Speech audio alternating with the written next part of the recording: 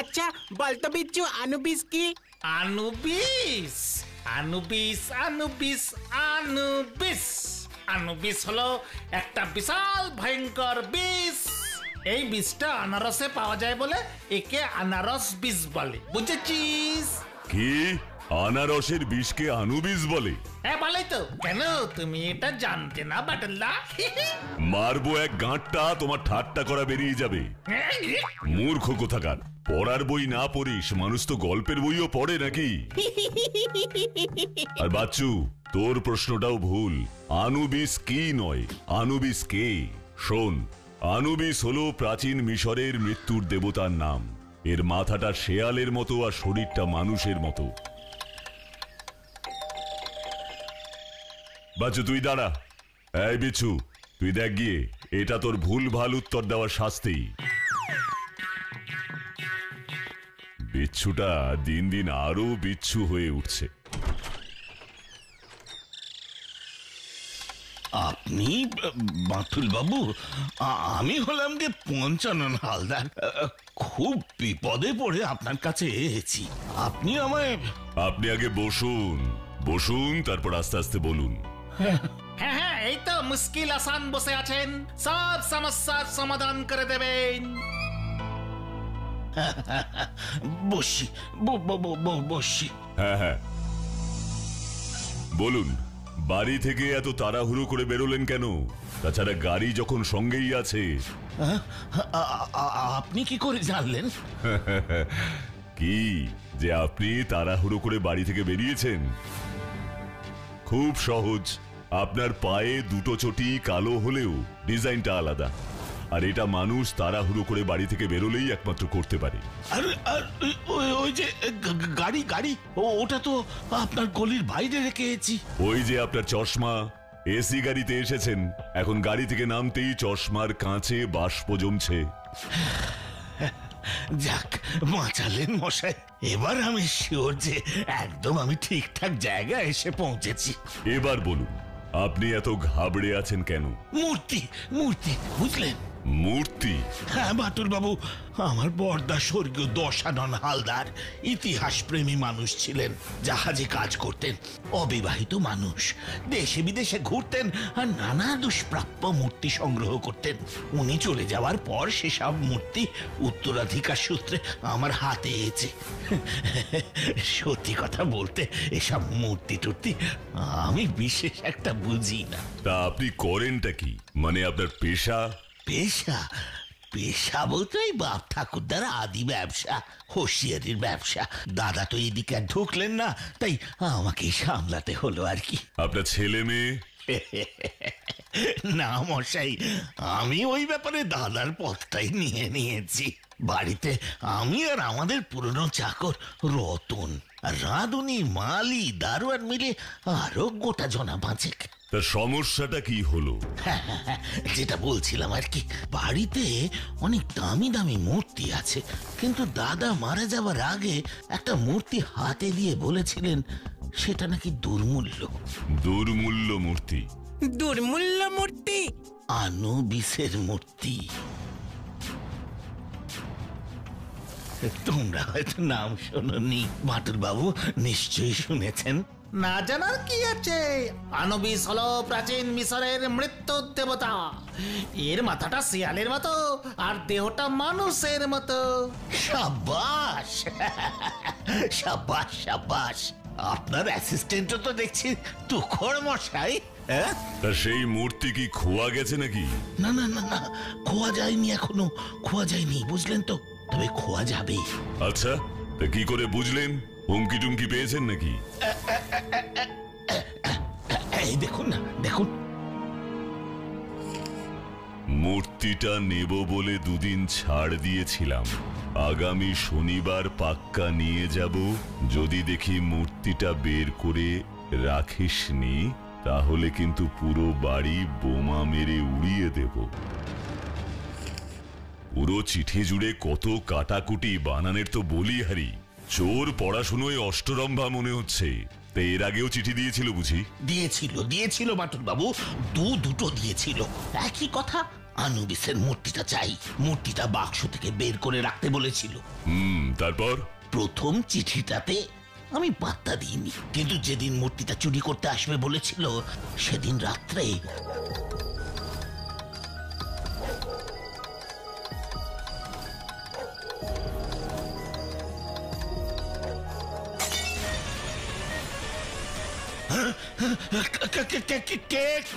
কে রে? এটা কি? বলেছিলাম মূর্তিটা বের করে রাখতে, নিশ্চয়ই রাখিসনি। হ্যাঁ, আগামী শনিবার আবার আসবো। এবার মূর্তিটা বের করে না রাখলে কপালে দুঃখ আছে। আর যদি পুলিশকে জানাস তাহলে সকালে হাঁটতে যাওয়ার সময় গুলি করে দেব। তারপর তারপর আর কি, গতকাল শনিবার ছিল। এক সপ্তাহ তো খুব ভয়ে ভয়ে কাটালাম। ঘর থেকেও বিশেষ বেরোয়নি। রাত্রিবেলা সিন্দুক থেকে মূর্তিটা বের করে শোবার ঘরেই রেখেছিলাম, কিন্তু রাতে কিছু গন্ডগোল হয়নি। সকালে উঠে মূর্তিটাকে চোখের সামনে দেখে হাঁপ ছেড়ে বাঁচলাম। তারপরে এক সপ্তাহ পরে মর্নিং ওয়াক করতে বেরোলাম, কিন্তু ফিরে এসে বসতে না বসতেই রতন এসে চিঠিটা আমার হাতে দিল। বুঝলাম। তা আপনার কারোর উপর সন্দেহ হয় কি? না না না না না, সন্দেহ আর কাকে হবে? আমার বাড়িতে তো কারোর বিশেষ একটা যাতায়াত নেই। আর চাকর বাকরেরা খুবই বিশ্বস্ত। রতন বাদে রাতে আর কেউ থাকেও না। আপনি রিসেন্টলি কি মূর্তিটা কাউকে দেখিয়েছিলেন, মানে বিক্রি টিক্রি করার জন্য? না না না বাটুল বাবু, কারোকে দেখায়নি। আর বিক্রির তো কোনো প্রশ্নই ওঠে না। আরে এমনিতেই ভগবানের দয়ায় আমার যা আছে তাতে আজ থেকে যদি কাজকর্ম বন্ধ করে দিই, সারা জীবন আরামে কাটিয়ে দিতে পারবো। তবু আমি বলবো এ কোনো বাইরের লোকের কাজ নয়, পরিচিতদেরই কাজ। যাই হোক, আমি একবার মূর্তিটা নিজের চোখে দেখতে পারি? হ্যাঁ হ্যাঁ, নিশ্চয়ই নিশ্চয়ই বাটুল বাবু, কিন্তু আমি তো আজ সেটা হাতে করে আনিনি। কাল নিয়ে আসবো কি? না না, অত দেরি করলে চলবে না। তার চেয়ে বরং আপনার আপত্তি না থাকলে আমি এক্ষুনি আপনার সাথে আপনার বাড়িতে গিয়ে মূর্তিটা দেখে আসতে পারি। হ্যাঁ হ্যাঁ, এ তো অতি উত্তম প্রস্তাব। তাই চলুন চলুন চলুন। বাহ, কি সুন্দর! দেখেই বোঝা যাচ্ছে এই মূর্তি বহু প্রাচীন। এ মূর্তি সত্যি দুর্মূল্য। এ জিনিস আপনি কিছুতেই ভয় পেয়ে হাতছাড়া করবেন না পঞ্চানন বাবু। আমিও কি হাত ছাড়া করতে চাই মাটুল বাবু? দাদা চলে যাবার সময় নিজের হাতে এটা আমায় দিয়ে গেছেন, কিন্তু ওই কথায় বলে না, নিজে বাঁচলে তো বাপের নাম। আমার অবস্থাটাও হয়েছে তেমন। নিজেই যদি না বাঁচি তাহলে আর মূর্তি রেখে কি করব? আপনিও বাঁচবেন আর আপনার মূর্তিও বাঁচবে, কোনো চিন্তা করবেন না। আপনি বললেন এই চোর আমার পরিচিত কেউ, সেটা আপনি এত নিশ্চিত হয়ে কি করে বললেন? আমাদের এই পাড়ায় তো মোটামুটি সবাই জানে যে আমার বাড়িতে অনেক দামি দামি মূর্তি আছে। তা হয়তো জানে, কিন্তু স্পেসিফিক্যালি আনুবিসের মূর্তি যে আছে সেটা তো জানার কথা নয়। আর যেখানে আপনি এটাকে সিন্দুকের ভেতর রাখেন, শুধু তাই নয়, যে লোক আপনার বাড়িতে ডাকাতির হুমকি দিচ্ছে এই বাড়িতে তার ভালোই যাতায়াত আছে। না হলে সে এটাই বা জানবে কিভাবে যে আনুবিসের মূর্তিটা আপনি সিন্দুকে রাখেন? ঠিক বলেছেন তো, এটা তো আমি ভেবে দেখিনি। আমি শুধু একটা কথাই ভাবছি, যে লোক বাড়ি বয়ে চুরি করতে আসছে সে বারবার মূর্তিটা বের করে রাখতে কেন বলছে? দরজা ভাঙতে পারলে সিন্দুক ভাঙতে পারবে না? পারবে না বাটুল বাবু। এই সিন্দুকটা লোহার কাঠ দিয়ে একটা অদ্ভুত কায়দায় তৈরি, এত সহজে ভাঙা সম্ভবই নয়। চাবি ছাড়া এই সিন্দুক কিছুতেই খোলা যাবে না, খোলা যাবে না। তার মানে এই চোর আপনার বাড়ির অনেক কিছু জানলেও সিন্দুকের চাবিটা কোথায়? একটু শরবতের ব্যবস্থা করি। না না, ওসবের দরকার নেই, আগে আপনার প্রবলেমটা সলভ করি। আরে সেসব হবে খন। রতনটা না শরবত দারুণ বানায়, এক গ্লাস খেয়ে দেখুন। রত্না, বলি ও রত্না। উফ বাবু, আপনারে কতবার কমুছে গোতনা দেশে চলে গেছে। দাদার শরীরটা সারলে আবার লই আসুননি। ও, তুই আবার শুরু করলি? যা তো বাবা, আমাদের জন্য শরবত নিয়ে আয়। শরবত শরবত। আখরোট? এইটা কি আখরোট খাওয়ানোর সময়? আমি বরং 2 গ্লাস শরবত কইরা লই আসি। বোঝো কাণ্ড। এখন আপনি হাসতেছেন তো? রতনের রাতে শরবত খাইলে বুঝবেন কি অমৃত খাইলেন। এই এই অনেক বকেছিস, এখন যা তো, ভেতরে যা, ভেতরে যা। যাইতাছি। আর এই সপ্তাহে কিন্তু শনিবার আমারে দেশে যাইতেই হইব কইয়া দিলাম। দাদার শরীরটা ঠিক নাই, ঘটনাটা একা একা আর কত করব। ওরে বাবা ঠিক আছে, যাস, এখন শরবতটা নিয়ে আয়, শরবত শরবত। বুঝছি। এই রতন আপনাদের বাড়িতে কতদিন কাজ করছে পঞ্চানন বাবু? রতনের জন্মই হয়েছে এই বাড়িতে বাটুল বাবু। ছোটবেলায় আমরা একসাথে খেলাধুলো করতাম, দেখলেন না, ওর সাথে আমার ঠিক মনিভৃত্যের সম্পর্ক নয়। I see. তা ও কি প্রত্যেক শনিবারই দেশে যায়? হ্যাঁ, প্রত্যেক শনিবারই যায়, ঘন্টা 2 রাস্তা তো। শনিবার যায়, রোববার চলে আসে। গত 2 শনিবারও গেছিল কি? না, গত 2 শনিবার আমি এই চোরের ভয়ে ওকে যেতে দিইনি। যে চোরের ভয়ে আটকালেন সেই চোরই তো এলো না। যাই হোক, এই সপ্তাহে কিন্তু ওকে অবশ্যই যেতে দেবেন। ওর দাদার শরীরের কথাটাও তো আপনার ভাবা উচিত। বেশ, আপনি যখন বলছেন। ঠিক আছে, আপাতত তাহলে আমি উঠি। আপনি পরশুদিন সকালে আমার সাথে এসে একবার দেখা করবেন। কিন্তু শরবত? সে না হয় হবে আরেকদিন।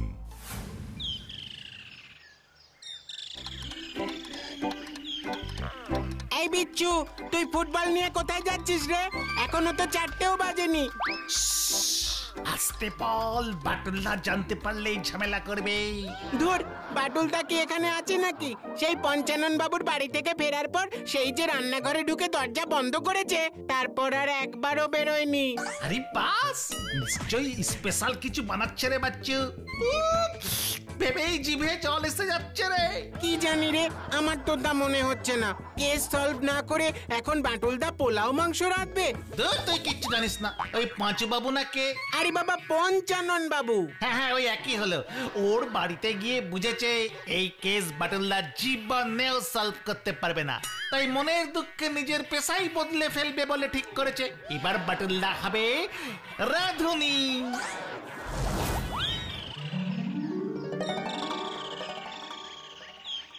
বাটুল্লা, বাচ্চাকে 10টা অঙ্ক দিয়েছো আর আমাকে 15টা অঙ্ক দিয়েছো কেন ভাই? কাল 4টের আগে ফুটবল নিয়ে বাচ্চু তো বাড়ি থেকে বেরোয়নি, তুই বেরিয়েছিলি, তাই এটা তোর পানিশমেন্ট। ও, তোরা অঙ্ক কর, আমি দেখছি। কালকে ফুটবলের কথাটা তুই বলেছিস তাই না বাচ্চু? সত্যি বলছি রে বিচ্ছু, আমি কিচ্ছু বলিনি। আসুন আসুন পঞ্চানন বাবু, ঘরে আসুন।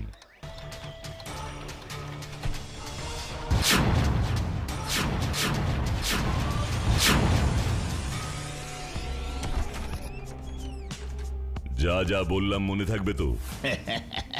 খুব মনে থাকবে। বেশ, তাহলে কাজটা হলেই ফোন করবেন। অবশ্যই।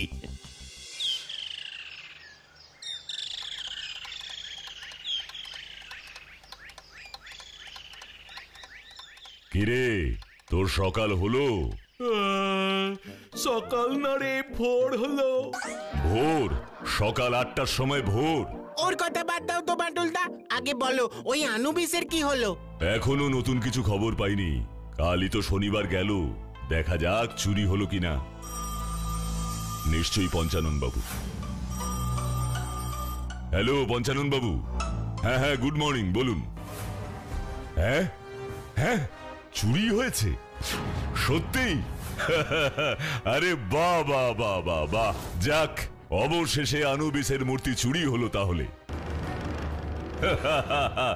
Congratulations congratulations. যাক, আপনার প্রবলেম আপাতত অর্ধেক সলভড। তাহলে এখন রাখি। আনুবিস চুরি হয়ে গেছে বাটুলদা? হ্যাঁ রে বাচ্চু, আনুবিসের মূর্তিটা কাল রাতে চুরি হয়ে গেছে। আরে এটা শুনে তুমি এত আনন্দ পাচ্ছ বাটুলদা? লোকটা তোমার কাছে এলো মূর্তিটাকে বাঁচানোর জন্য, আর মূর্তিটা চুরি হয়ে যাওয়াতে তুমি ওনাকে কংগ্রাচুলেশন বললে? বলবো না? আমি তো যাতে চুরি হয় সেই চেষ্টাই করছিলাম। বলেছিলাম না বাটুলদা এবার রাঁধুনি হবে।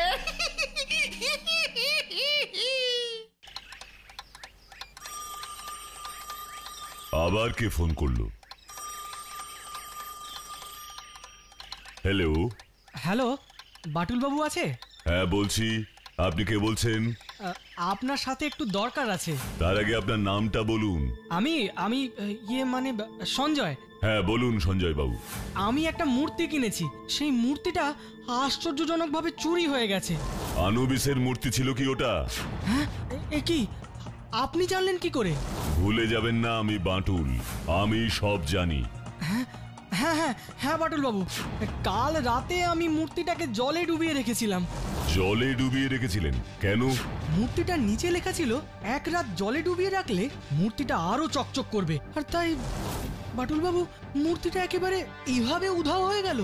বেশ, আপনি আজ বিকেলে আমার বাড়িতে চলে আসুন, অ্যাড্রেস দেওয়া আছে, আমি দেখছি কি করা যায়। ঠিক আছে বাটুল বাবু। এতগুলো বছরে এই প্রথমবার স্বয়ং চোর এসে বাঁটুলের কাছে ধরা দিল। এবার আমি কি করি বলুন তো? অতগুলো টাকা দিয়ে মূর্তিটা কিনলাম। কত টাকা দিয়ে কিনেছেন? পাক্কা 10,000 টাকা দিয়ে, একেবারে আসল মূর্তি। কিন্তু এক গামলা জলে মূর্তিটা চুবিয়ে রাখতেই মূর্তিটা অদৃশ্য হয়ে গেল। 10,000 টাকা দিয়ে আপনি আসল আনুবিসের মূর্তি কিনেছিলেন? তা কোথা থেকে কিনলেন? মানে আছে আছে, আমাদের গ্রামে একজন থাকে, তার জামাইয়ের কাছ থেকে। সেই জামাইয়ের নাম কি পঞ্চানন হালদার? না মানে আমি ঠিক মানে। আরে ও যেই মূর্তিটার কথা বলছে সেটা তো আমি পঞ্চানন হালদারকে দিয়ে বানিয়ে দিয়েছিলাম। আর ওই মূর্তিটাই ও চুরি করেছে। হ্যাঁ, আমি মূর্তি চুরি করেছি? আপনি কি বলছেন? আমার নিজের মূর্তি কাল রাতে চুরি গেছে, এই বুদ্ধি আপনার? না না না, আমি পুলিশের কাছেই যাচ্ছি। আরে দাঁড়ান দাঁড়ান সঞ্জয় বাবু, সঞ্জয় তো নাকি অন্য কোনো নাম আছে? আপনি কি বলছেন বলুন তো, আমি কিছুই বুঝতে পারছি না। আর আমার দেরি হয়ে যাচ্ছে, আমি পুলিশের কাছেই যাচ্ছি। পুলিশ কেন, স্বয়ং ভগবান এলেও আপনার মূর্তি উদ্ধার করতে পারবে না, কারণ নুনের তৈরি মূর্তি জলে ডুবিয়ে রাখলে তার মূর্তি থাকে না, গলে জল হয়ে যায়। নুন? হ্যাঁ নুন। আর তবুও যদি মনে করেন পুলিশ আপনাকে হেল্প করতে পারবে, তাহলে আপনাকে কষ্ট করতে হবে না। পুলিশকে ডাকার জন্য লোক আমার কাছে আছে। পঞ্চানন বাবু, দেখে যান আপনার মূর্তি চোরকে। ঘটন, তুই? আমি তো নিজের চোখকে বিশ্বাস করতে পারছি না রে। তোর দাদু কাকা এত বছর ধরে আমাদের বাড়িতে রয়েছে, কোনোদিন কোনো অন্যায় কাজ করেনি, আর তুই সেই রতনের ভাইপো হয়ে এত বড় অন্যায়টা করতে পারলি বাবা? আমি পুলিশকে ডাকছি পঞ্চানন বাবু, এরা পুলিশের কাছেই জব্দ হবে। আমাকে ছেড়ে দিন কাকা বাবু, আমাকে ছেড়ে দিন। আমার খুব অন্যায় হয়ে গেছে। আমি আর কখনো এসব করবো না কাকা বাবু, আমায় ছেড়ে দিন। কোনো কথা শুনবেন না পঞ্চানন বাবু। না বাটুল বাবু, রতন হলো গিয়ে আমার বন্ধুর সমান। ওর ভাইপোকে আমি নিজের হাতে পুলিশে ধরাতে পারবো না, ওকে যা শাস্তি দেওয়ার ওই রতনই দেবে। আর আপনাকে আমি কি বলে ধন্যবাদ জানাবো বুঝতে পারছি না। আজকে তো আমার মনের অবস্থাটা বুঝতেই পারছেন। আমি আপনার সাথে পরে যোগাযোগ করে পারিশ্রমিকটা দিয়ে দেব।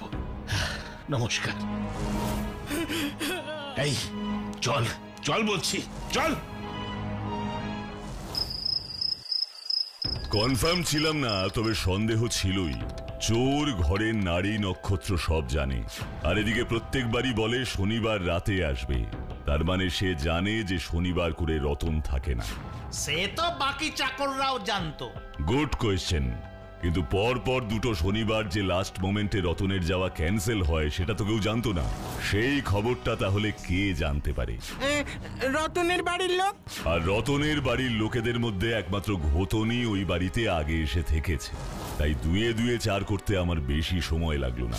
এবার চোরকে হাতে নাতে ধরতে গেলে সে নিজে থেকে ধরা না দিলে তাকে ধরা মুশকিল। তাই খুব খেটে নুন আর অ্যাডহেসিভ দিয়ে একটা নকল আনুবিস তৈরি করলাম, আর তার নিচে একটা ছোট্ট স্লিপে মূর্তি পালিশ করার উপায় হিসেবে মূর্তিটাকে এক রাত জলে ডুবিয়ে রাখার কথা লিখলাম। তারপরে পঞ্চানন বাবু সেই নুনের মূর্তি সিন্ধুক থেকে বার করে বাইরে রাখলো। চোর ওটাই আসল মূর্তি ভেবে চুরি করলো। তারপর নুনের মূর্তি জলে চুবিয়ে রাখলো, মূর্তি গলে গেল। সোজা আঙুলে ঘি না উঠলে মাঝে মাঝে আঙুলটাকে বেঁকাতেই হয়, তাই না?